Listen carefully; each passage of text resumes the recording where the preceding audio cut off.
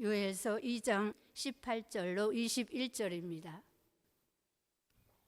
제가 봉독하겠습니다. 그때 여호와께서 자기 땅을 위하여 중심이 뜨거우시며 그 백성을 긍휼히 여기실 것이라. 여호와께서 그들에게 응답하여 이르시기를 내가 너희에게 곡식과 새 포도주와 기름을 주리니 너희가 이로 인하여 흡족하리라. 내가 다시는 너희로 열국 중에서 욕을 당하지 않게 할 것이며 내가 북편 군대를 너희에게서 멀리 떠나게 하여 메마르고 적막한 땅으로 쫓아내리니 그 전군은 동해로 그 후군은 서해로 들어갈 것이라. 상한 냄새가 일어나고 악취가 오르리니 이는 큰 일을 행하였음이니라 하시리라. 땅이여 두려워 말고 기뻐하며 즐거워할지어다. 여호와께서 큰 일을 행하셨음이로다.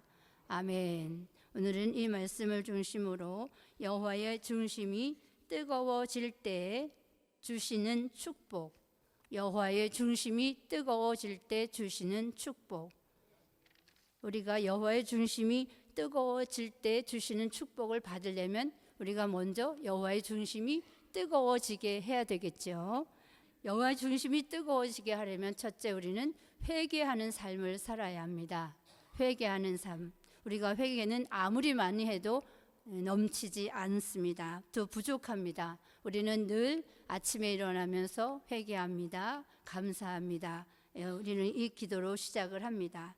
우리 히스기야가 회개하는 삶을 살아서 여호와의 중심이 뜨거워지게 했던 종입니다. 또 요나도 여호와의 중심이 뜨거워지도록 그는 회개했을 때 수월의 뱃속에서 나올 수 있었습니다. 또 다윗은 우리아의 아내 밧세바를 범한 그 죄를 나단 선지자의 경고로 듣고 또 요가 아주 물에 뜰 정도로 회개했다는 기록이 있습니다. 느느웨 성의 사람들은 요나 선지자의 외침을 듣고 그들이 왕으로부터 짐승에 이르기까지 굵은 배를 입고 회개했던 역사가 있습니다. 그래서 회개하는 삶을 살 때 여호와의 중심이 뜨거워지는 것입니다.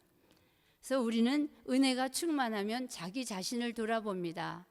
내 부족을 늘 봅니다. 근데 은혜가 충만하지 않고 은혜가 없는 사람은 늘 보이는 것만 보죠. 그러니까 다른 사람을 보고 또 다른 사람을 판단하게 됩니다. 그러나 우리는 은혜가 충만해져서 내 자신의 부족을 먼저 돌아봐야 하겠습니다. 그래서 내 자신을 돌아보고 내 부족을 볼 때 저절로 회개가 나올 수 있게 되는 것입니다. 두 번째, 여호와의 중심이 뜨거워지게 하려면 감사하는 삶을 살아야 합니다. 하나님께서 우리에게 주시는 모든 일은 우리가 다 감사하고 살지 못하죠. 어떤 거는 그냥 당연하다는 듯이 하나님께서 주셨음에도 불구하고 우리는 감사하는 마음을 찾지 못하고 그냥 당연한 듯이 받아들이고 살 때가 많이 있습니다. 그러나 하나님께서 우리에게 주신 일을 생각해 보면 감사할 일은 어마어마하게 많습니다. 그러나 우리는 감사한 일은 그 감사에 대해서 우리가 하나님께서 주신 감사한 일에 비해서는 우리가 감사하는 삶을 그만큼 살아들이지 못하고 있는 것이 사실입니다.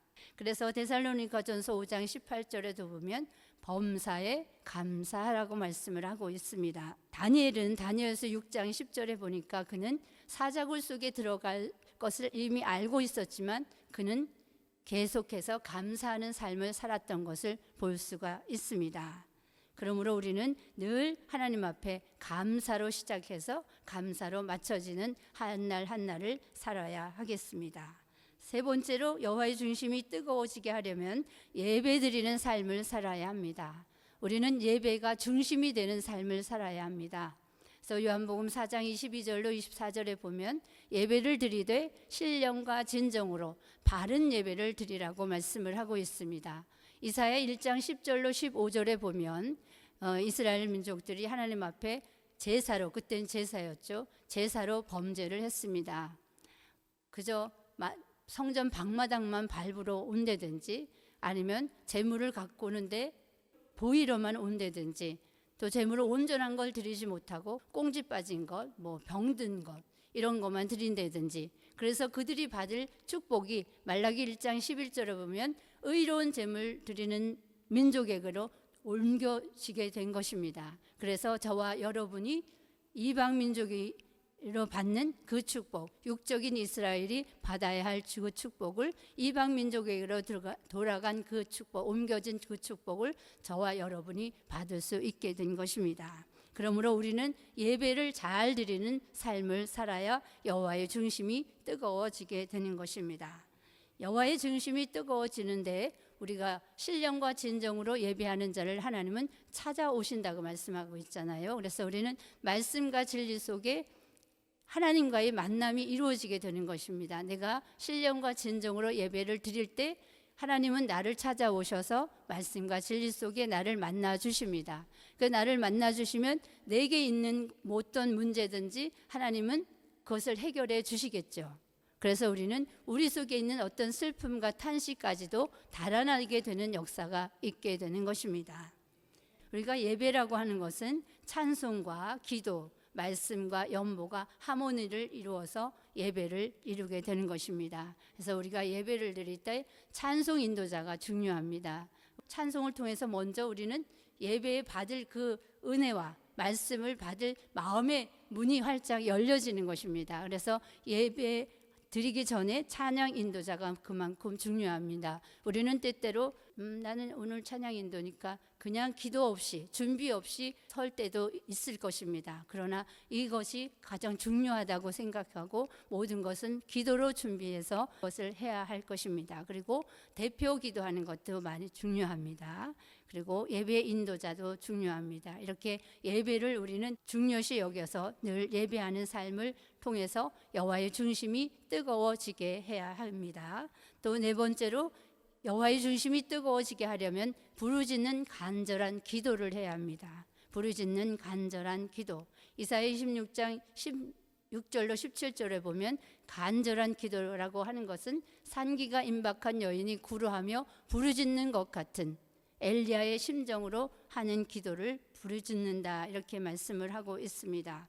요한계시록 12장 1절로 2절에도 보면 신령한 영적 교회가 남자아이를 해산하기 위해서 아파서 애써 부르짖는 기도가 있어야 한다고 말씀을 하고 있습니다.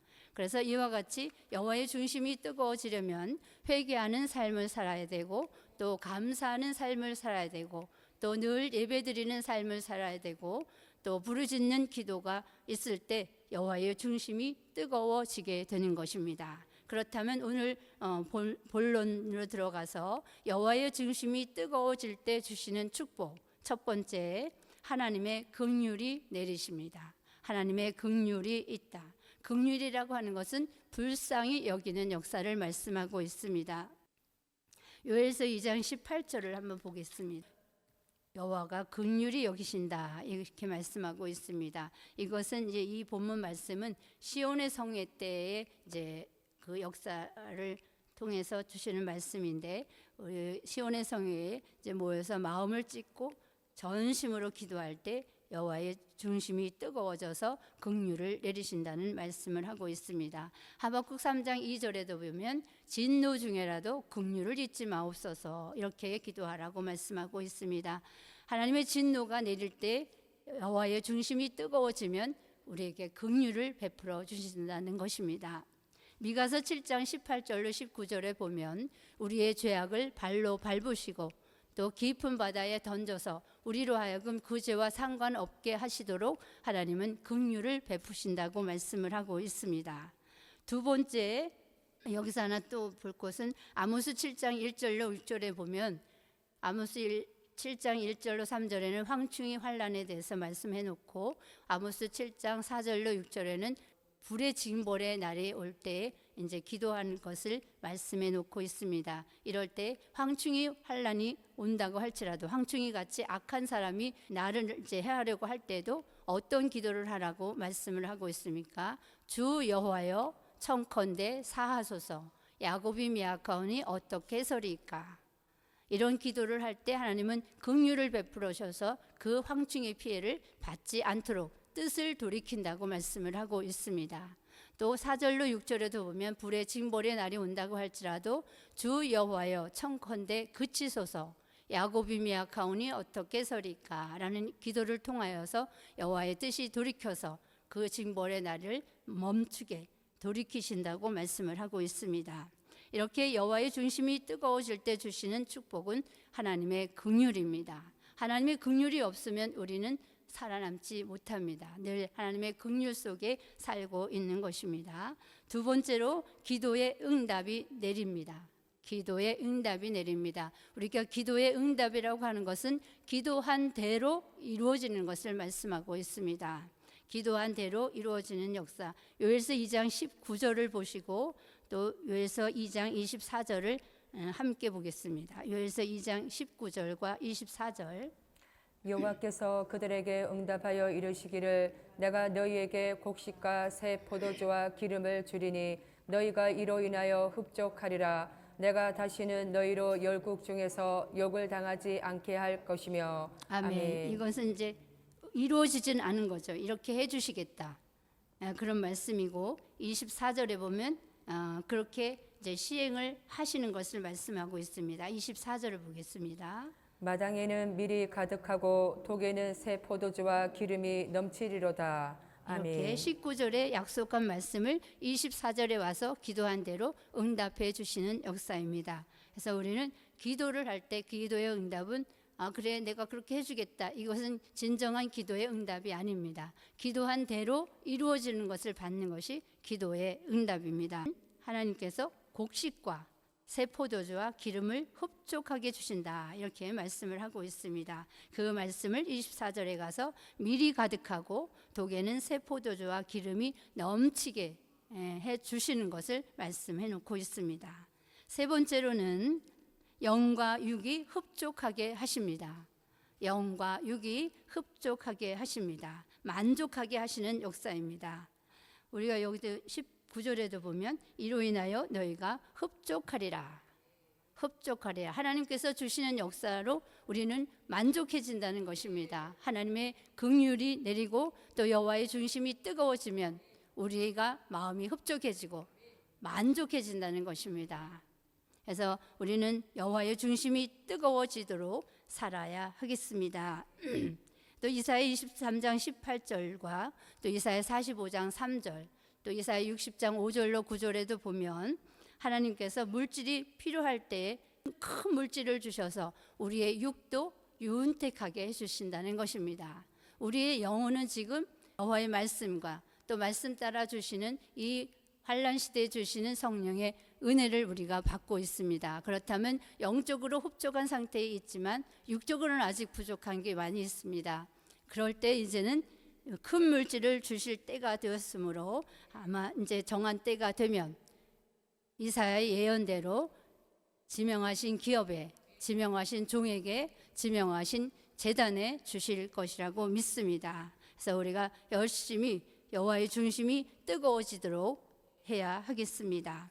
네 번째로 여호와의 중심이 뜨거워질 때 주시는 축복은 욕을 당하지 않게 하십니다.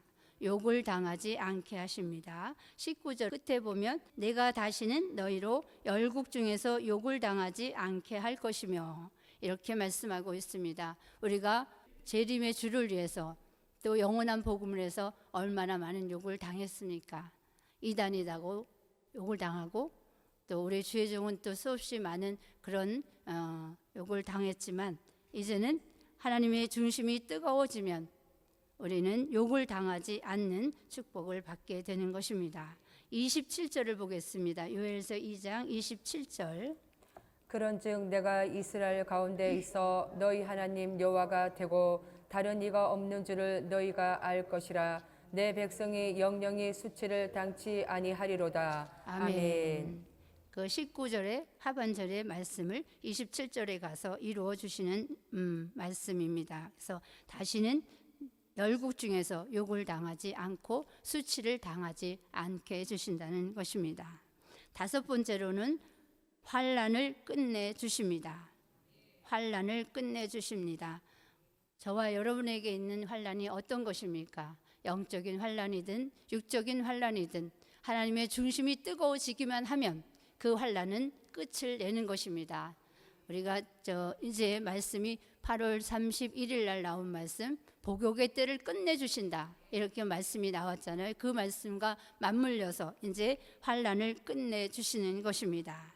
이사야 37장 33절로 36절에도 보면 히스기야 왕이 아수르 18만 5천이 쳐들어왔을 때 어떻게 했는지를 말씀해 놓고 있습니다. 이사야 37장 33절부터 36절까지 보겠습니다. 그러므로 여호와께서 아수르 왕에 대하여 가라사대 그가 이 성에 이르지 못하며 한 살도 이리로 쏘지 못하며 방패를 가지고 성에 가까이 오지도 못하며 흉벽을 쌓고 치지도 못할 것이요 그가 오던 길 곧 그 길로 돌아가고 이 성에 이르지 못하리라. 나 여호와의 말이니라. 대저 내가 나를 위하여 내 종 다윗을 위하여 이 성을 보호하며 구원하리라 하셨나이다. 여호와의 사자가 나가서 아수르 진중에서 18만 5천인을 쳤으므로 아침에 일찍이 일어나 본즉 시체뿐이라. 아멘. 그러니까 하나님께서는 이렇게 하신다는 것입니다. 이게 하나님께서 하시는 전능하신 방법입니다. 그래서 아수르 군대가 아무리 온다 할지라도 그들이 화살을 한 살도 쏘지 못하게 한다는 것입니다. 그리고 방패를 가지고 성에 가까이 오지도 못하고 흉복을 쌓고 치지도 못할 것이다, 이렇게 말씀해 놓고 18만 5천을 한 사람도 남기지 않고 시체가 되게 하신 것이 하나님의 역사입니다. 이거 히스기야 왕은 늘 눈물로 하나님 앞에 기도하고, 또 아수르 그 군대가 쳐들어왔을 때 그는 자기 군대로 대항하지 않고 성전에 가서 하나님 앞에 기도했던 왕입니다. 그럴 때 하나님께서 이렇게 전능하신 방법으로 그 아수르 18만 5천을 멸해 주셨던 것입니다. 그리고 민족의 환란이 있을 때도 하나님께서는 여호와가 큰 일을 행하시는 역사를 통해서 동해로 서해로 들어가게 하시는 것이 하나님의 역사입니다. 요엘서 2장 20절을 보시겠습니다. 내가 북평 군대를 너희에게서 멀리 떠나게 하여 메마르고 적막한 땅으로 쫓아내리니 그 종군은 동해로 그 후군은 서해로 들어갈 것이라. 상한 냄새가 일어나고 악취가 오르르니 이는 큰 일을 행하여 씀이니라 하시리라. 아멘. 아멘. 여기는 여호와께서 큰 일을 행하시는데 어떻게 큰 일을 행하시냐 하면 먼저 오는 전군은 동해로 들어가게 하시고 또 뒤에 오는 후군은 서해로 들어가게 하시는 것이 하나님께서 행하시는 큰 일이다, 이렇게 말씀하고 있습니다. 그러면서 그 남아있던 지휘부, 그 전군으로 후군으로 내려오지 못했던 그런 군대는 메마르고 적막한 땅으로 쫓아내시겠다고 말씀하고 있습니다. 그들은 그러니까 점점 더 북쪽으로 가야 되겠죠. 시베리아나 뭐 이쪽으로 쫓아내겠죠. 그래서 이 한반도에는 이제 무신론 공산주의가 존재하지 못하게 하시는 것입니다. 이것이 여호와의 중심이 뜨거워져서 내려주시는 축복입니다. 아무쪼록 우리가 여호와의 중심이 뜨거워질 때 주시는 축복을 받으려면 여호와의 중심이 뜨거워지도록 먼저 살아야 하겠습니다. 결론의 말씀은 하나님의 중심이 뜨거워지면 기적이 일어난다. 아멘. 하나님의 중심이 뜨거워지면 기적이 일어난다. 기적은 과거에만 있었던 것이 기적이 아니라 지금도 기적은 일어납니다. 간절히 원하는 곳에 또 꼭 필요한 곳에 기적은 일어납니다. 또 여호와의 중심이 뜨거워지는 곳에 기적은 일어납니다. 우리가 먼저 우리의 심령에 기적이 일어나야 되겠죠. 그래서 인간성 죄악성이 죽어지고 우리가 예수 그리스도의 형상을 이루는 일, 그것으로 먼저 기적이 일어나야 하겠습니다. 기도 올리겠습니다. 감사함을 드렸습니다. 고마우신 하나님 감사합니다. 우리가 지금까지 여호와의 중심이 뜨거워지게 살지 못한 것을 용서하여 주시옵시고 이제부터라도 여호와의 중심이 뜨거워지도록 회개하며 또 감사하며 신령과 진정으로 예배 드리는 삶을 살게 하여 주시고 늘 간절한 심정으로 부르짖는 기도가 있는 삶을 살게 하여 주시옵소서. 그래서 여호와의 중심이 뜨거워짐으로 하나님의 긍휼을 받게 하여 주시옵시고 또 다시는 열국 중에서 욕을 당하지 않게 하시고 어떠한 기도라도 응답되어지는 역사를 하나님의 기적으로 받을 수 있는 종들이 되게 하여 주시옵소서. 오늘도 감사의 예물 드린 손길 위에 더 많은 것으로 갚아 주시옵시고 이 제단이 하나님의 인정하시는 환난시대 제단으로 손색 없게 하여 주시옵시고 그 주의 종을 환난시대의 색깔을 분명히 하고 나갈 때 하나님께서 또 택한 종들을 모으시는 역사 허락하여 주심으로 또 영원한 복음이 그 교회를 통하여서 부흥되는 역사 있게 하여 주시옵소서. 감사드리며 예수 그리스도의 이름으로 기도합니다. 아멘.